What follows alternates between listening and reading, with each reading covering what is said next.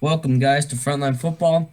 We're going to introduce a new thing, and it's going to be Frontline Football Acts of Kindness for the Week. Now, we sound like a school, I understand that, but it's not like school. You're not, like, having to, like, high five a person because of COVID. But, like, um, this is the thing I want you guys to do if you guys want to do it.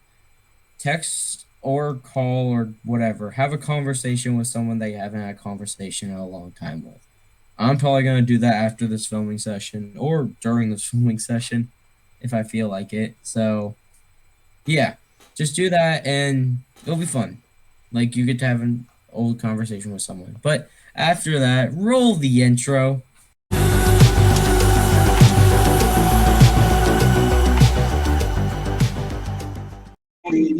Well, hopefully you guys did that kindness challenge of the week. I don't know what it's called. But Josh, who did Cleveland just sign? The Josh. Cleveland Browns have just signed former Tennessee Titan Jadeveon Clowney. And this deal is to $10 million. So, just one thing right before we start our takes, if you're deciding to meet somebody in person with the Frontline Football Kindness Challenge of the week, make sure that you follow the social distancing guidelines in your area. Just before we start, so this deal could be worth up to $10 million here of Clowney. So I will hand this off to Jack for his take on the issue. I'm gonna be honest. I'm not 100% sold on this deal. Not because Clowney necessarily, but what they had to give up, which was Sheldon Richardson, and I feel like Sheldon Richardson as a DT is going to have had more impact as a Brown than Clowney did as a Titan. But some things to keep in mind is Clowney was the premier edge rusher in Tennessee, and maybe he's not fit for that kind of role, and having a Myles Garrett by his side will greatly benefit Clowney into getting a true role as a secondary pass rusher. But I'm curious what the Browns do at defensive tackle now, just on the basis of Larry Obenjogi, their defensive tackle is with the Vikings, I believe, and now Sheldon Richardson is gone. Personally, I think they should try to pursue Sheldon Richardson and bring him back on a cheaper deal just because of his impact on the defense. But now I think DT needs to be considered for the Browns, specifically in the draft. What are your thoughts, Zach? Well, we'll talk about that story later. But the jadaveon Clowney thing, I like the signing. They were already going after JJY, another Texans player. But yeah, I think this is a really good signing just because when Clowney was next to JJ Watt for that season, he was really good. He actually had his breakout season near him. And having him like Myles Garrett, it's kind of like that, but Clowney's just a lot older. So hopefully Clowney does well and has like a bounce back season. Yeah, from being from the Seahawks and the Titans, not doing too well in both teams. Hopefully this is bounce back. Everyone's hoping for it. I like Clowney as a player. He's really cool. I liked him in college, and yeah. All right, Josh. Okay, so with this deal, I think it has some good parts to it, but just like Jack said, they lost Sheldon Richardson because of it. Now, I don't believe that this is as much of a problem as you may think, because if you guys have seen the mock video, you will know that for the Browns, I had to pick a defensive tackle because in their range is actually a really good defensive ammo. So they can just fix this need through the draft. Sheldon Richardson should probably get back into the locker room if they do run a 4-3, if I remember correctly. But if they run a, they're just getting a defensive tackle out of Alabama with their first round pick. But if they run a 3, they should probably Sheldon Richardson on a cheaper deal. Clowney is a good decision because now Myles Garrett will not be as congested to try to get to the quarterback. Okay, 1 second. I'm almost ready. Yeah. Browns run a 4-3. Okay, so they're going to need Sheldon Richardson. Okay, the next story is going to be my story. This is actually my least favorite thing that's happened all this offseason. And it's the Steelers extending Mike Tomlin. Since I'm freaking mad about this so much, I'm going to open up with my own take. Okay, this is dumb. This is horrible. Mike Tomlin is a horrible head coach. He'll win 9 games, and they should have gone 16-0, but then he screws up, or 15-1 at least, because they screw up in the dumbest way possible, losing to the football team. And losing, okay, Bills is solid because they made it to conference. They deserve it. But losing to the Bengals, that's sad. A Joe Burrow-less Bengals, too. That's very sad, and that shows how incompetent that coach is, and he should not be in this. He should not be with the Steelers. The Steelers have a very good team. They just need to get rid of Big Ben, fix Juju, and God, they have a lot of problems on that offense. But the defense is solid, so hopefully the Steelers stop extending him. He won 1 Super Bowl with them, and now his defense is flawed. It gets dotted up a lot. He has solid pieces. It's just I don't like the coach. Jack? I'm not gonna say necessarily hate the move, but I am not that high on Mike Tomlin, similar to Zach at this point in time, especially the fact that it was only 3 years, so it's telling me that they may be leaning. I get it, he wins a lot, he wins every year. That doesn't change the fact that he peaked about 10 years ago with Big Ben in the Super Bowl, but there's a lot of questions on the Steelers team moving forward.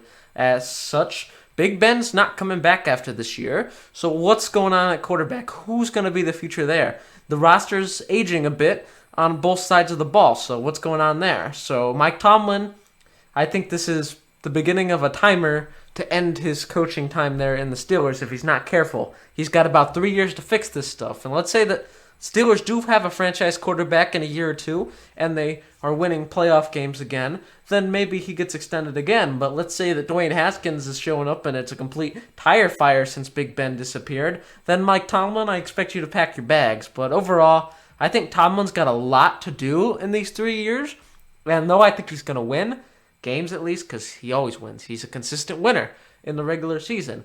But he needs to prove that he can find Big Ben's successor in this situation, as well as to replace some of the aging pieces, like Joe Hayden and Steve Nelson, I believe, are both gone in the cornerback group. But there are Cameron Hayward's older as well, DeCastro. There are some younger spots, but I'm very intrigued to see what happens with Tomlin over the next 3 years. But I think his priority right now is find Ben's successor, and he probably survives. What are your thoughts, Josh?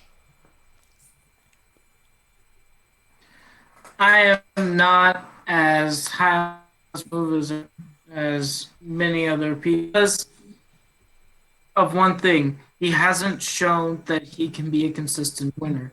Now, he can win the regular season. Nobody is an amazing regular season coach. When it's time to get to the playoffs, he doesn't. His teams stink. He could really just be blindfolded sometimes, and his team would do better. Or some Madden plays to run, and would do better to do. And I just don't think that this is the best move that they could be making, because the last Super Bowl they won was in 2009. Now, if you don't remember, 2009 was the Steelers' Cardinals Super Bowl. That's how long ago it was. Larry Fitzgerald was actually considered one of the greats in the NFL at that point. A top 10 receiver. That's how long ago it was. So, with that, I don't think that Tomlin is the same coach that he used to be. Could he be a college coach? Yeah, sure. Could he maybe help a struggling team and get them on the right track? Yeah, definitely. He is not fit for the Steelers. Unfortunately, it is hard to say that, but he is just not fit to run the team anymore. He needs a different team to help them. All right. With our next story, it's about retirement, and Josh, you will be taking this one.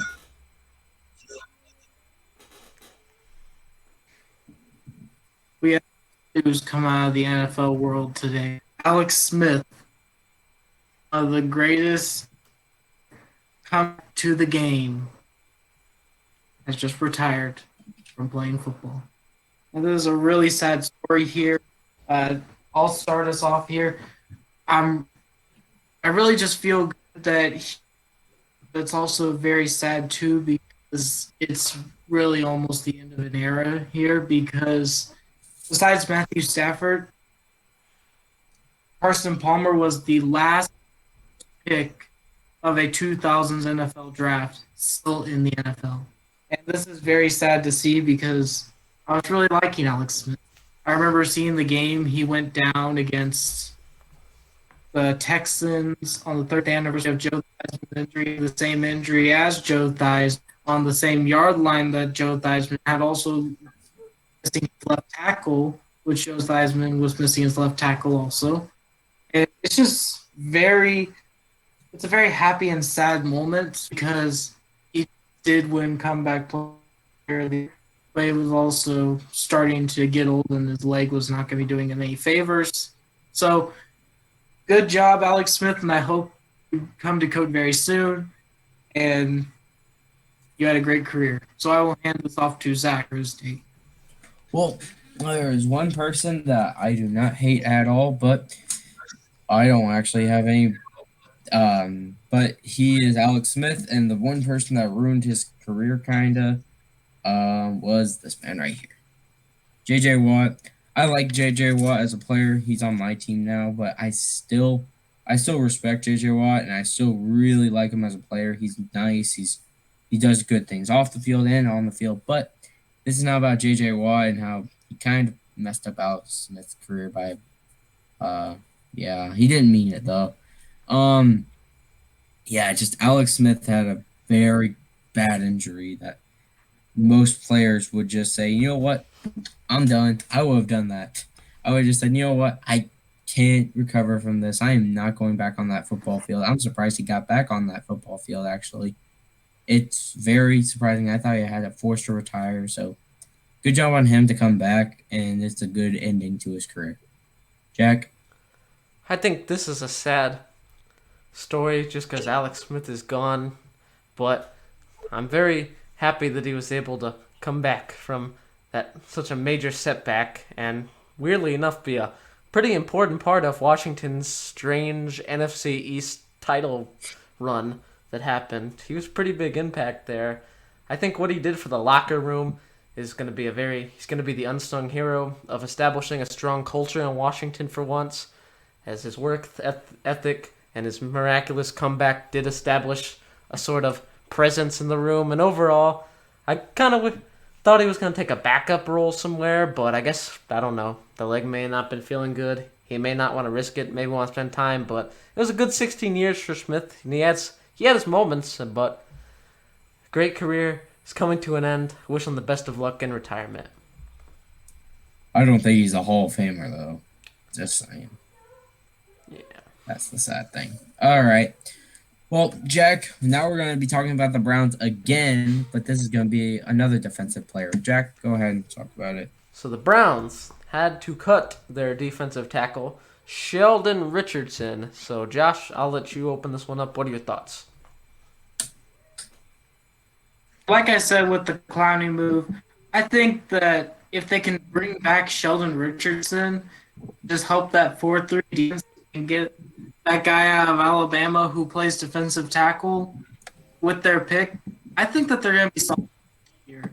But I do think that they are intending to keep him. They just want him on a deal so they can make a playoff run. And hopefully, maybe the conference championships or a Super Bowl run. Those would be pretty cool to see from Cleveland. So I think that this was to do in this situation to cut some cap so then they could have Clowney on the team. So I feel like they should bring him back just on a lesser deal. So, Jack, what are your thoughts? I don't like the idea of permanently sending Sheldon Richardson away, but luckily I don't think that's what's happening here. I have a feeling that they cut Sheldon now, save the money to get Clowney, and then they're gonna ask him to take a nice little playoff tax cut, because that's the privilege that many good teams have. They're able to kind of just nudge someone, make them take a little pay cut for the chance to be glory in the history books. And if Sheldon Richardson feels they're close enough to winning, then he'll probably come back. Sheldon Richardson was a big impact here. Him, Myles Garrett, Clowney, and a D tackle in the draft, in the early rounds of the draft. The Browns are going to be so good on paper for the roster, and I expect big things from them this year. I really hope they get him back because he is really good in that defensive scheme, and adding Clowney, adding someone in the draft, it's just going to all add up, and the Browns are going to have a great offense on paper and a great defense. What are your thoughts, Zach? Well, I don't think they really need to re-sign him. They might. If he wants to, yeah. And I still think that defensive tackle, even if they re-sign him, is a big need. And they could take either. There are two guys I have them taking, even if they don't re-sign him. And those two guys are Kwity Paye and Christian Barmore. Christian Barmore is like the best defensive tackle, and he's one of the only to go projected in the first round other than Kwity Paye. So I think that Christian Barmore they're going to go with because he's really solid at Alabama, and he'll just be a day one starter, and that would really patch up that need at defensive tackle. I mean, they run a 4-3, so they need their other defensive tackle's pretty solid, so I think that they'll be very good. Browns will still make playoffs again. And Odell's coming back, so they'll have a good team. So yeah. With our next story, it is gonna be. Wait, Jack, you said your take, right? Yeah. Okay.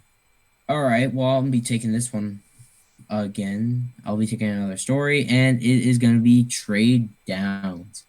The Falcons want to trade down, and the Panthers are wanting to trade down.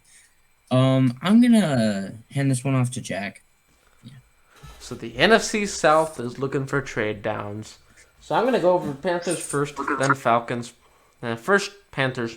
I think I personally, I'm on this move. It's gonna depend on who's coming up and why are they coming up, because I have a feeling the quarterbacks are gonna be done by the time 8 gets here.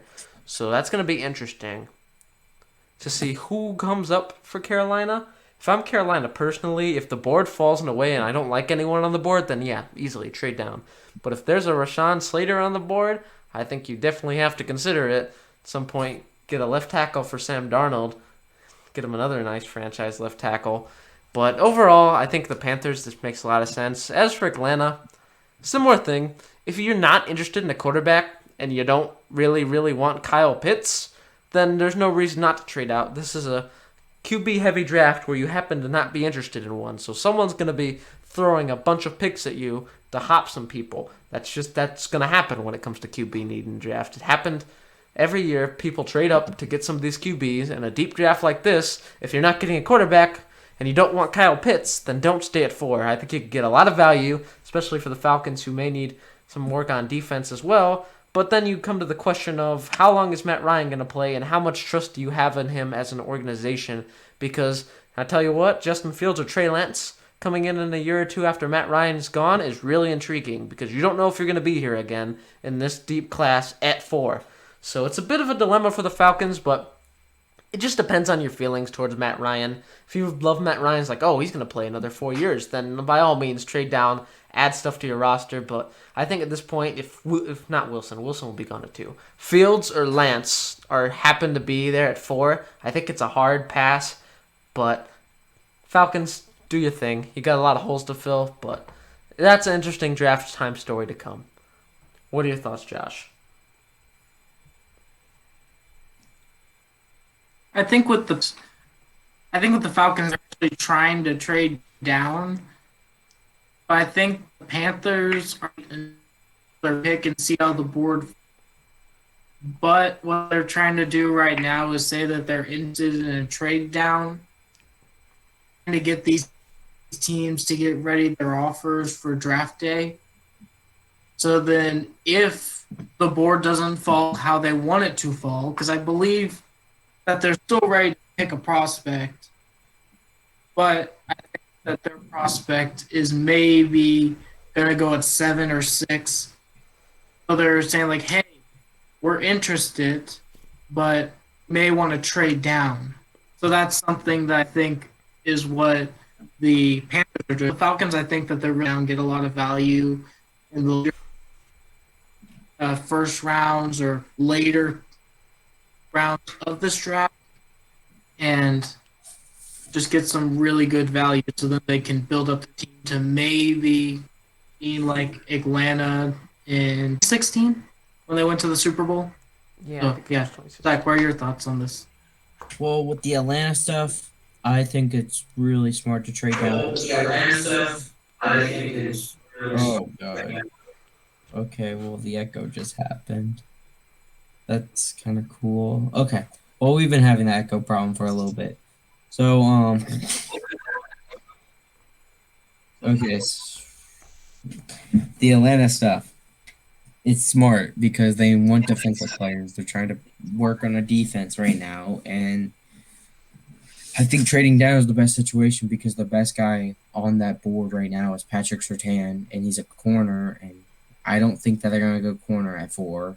And then if they do want to go like Kyle Pitts or something at 4, then that's fine too. But I don't think so. I think they're trading down, and that's a really smart move by them. They'll get more picks out of it, and they'll enjoy it. I think more. They could get 2 first-round picks by different teams too.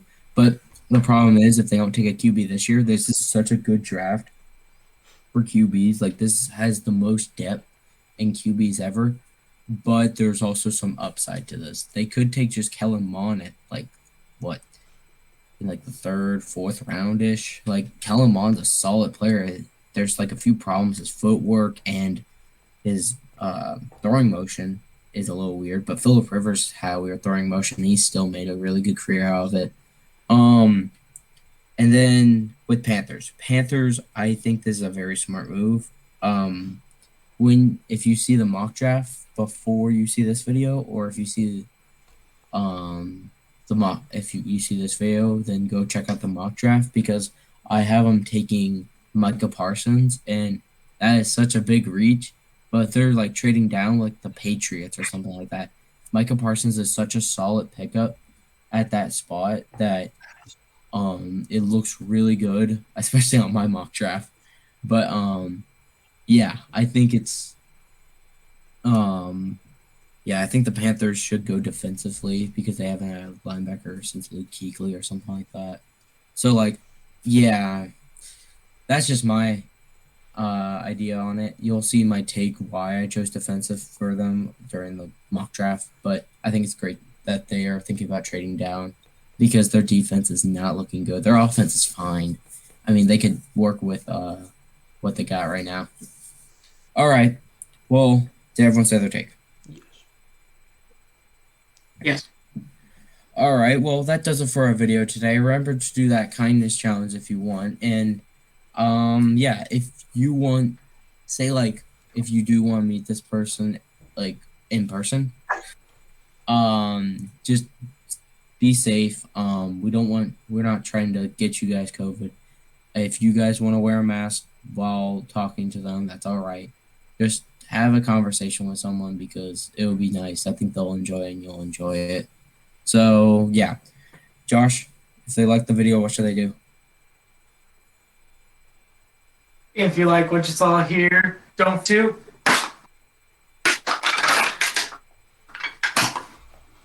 that like button. Punch that subscribe button and turn on that notification. If you're wondering why I do go camp this time, it is to pay some respect because it was Stone Cold's birthday a couple days ago. So happy birthday to the Texas Rattlesnake. And don't forget to hit that subscribe button, punch that like button, turn on the notification bell. So then you can have weekly Frontline Football videos delivered into your sub box so you can see this. And hey, if you like what you saw, don't forget to share it with a friend. If I like what we do here too. And I hope you guys are a great day. If you want to do the Frontline Football kind of do so. We don't really care, but I think it really, bring some light into the person, say, who you're talking to. So that would be probably very nice for them to do. So I've been Josh from Frontline Football. I hope you guys are all having a great day out there. And Jack, hit the plugs. As always, don't forget to follow us on Instagram at Twitter. Links are going to be in the description, as always. And remember, I'm going to give you a quick update on scheduling. So, stuff to keep in mind, this will be Wednesday. If future Jack clutches up and gets this up tomorrow, this will be Wednesday. The mock draft will be Friday. And then we're going to have grades next Tuesday is the aim for the draft. So, sorry, we've been in a bit of a 10-day hiatus, but we're back with videos. We got 2 this week, 2 next week. We'll keep rolling, and we'll see you guys here Friday for the mock draft. See ya.